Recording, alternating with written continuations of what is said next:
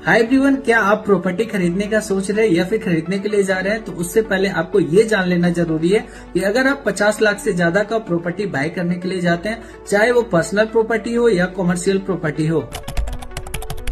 तो उस केस में 1% के हिसाब से आपको टीडीएस डिडक्ट करना होता है अंडर सेक्शन 194 IA के अंदर, जिसके अंदर ये बोला गया है कि बीइंग ए बायर आप 1% टीडीएस डिडक्ट करेंगे और गवर्नमेंट को जमा करवाएंगे ऑन बिहाफ ऑफ सेलर। जी हाँ, ऑन बिहाफ ऑफ सेलर। से फॉर एग्जाम्पल आप कोई फ्लैट को बाय करने के लिए जा रहे हैं, उसका प्राइस है 60 लाख, तो उसमें 1% आपको 60,000 गवर्नमेंट को जमा करवा देना है ऑन बिहाफ ऑफ सेलर, और रिमेनिंग 99% यानी कि 59,40,000 ही आपको सेलर को पे करने हैं।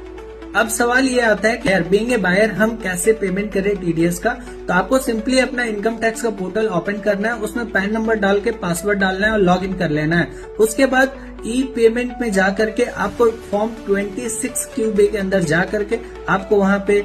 सेलर से रिलेटेड आपको डिटेल फिल करना है, प्रॉपर्टी का एड्रेस डालना है और अमाउंट डाल करके पेमेंट कर देने हैं। अगर हम लोग due date of payment of TDS के बारे में बात करें, तो जब भी आपका टीडीएस डिडक्ट होता है तो उस मंथ के एंड से विद इन 30 डेज आपको पेमेंट करने होते हैं टीडीएस का। अगर इससे डिले अगर आप पेमेंट करते हैं तो उस केस में आपको इंटरेस्ट पेमेंट करने पड़ सकते हैं, साथ ही साथ आपको पेनल्टी भी पेमेंट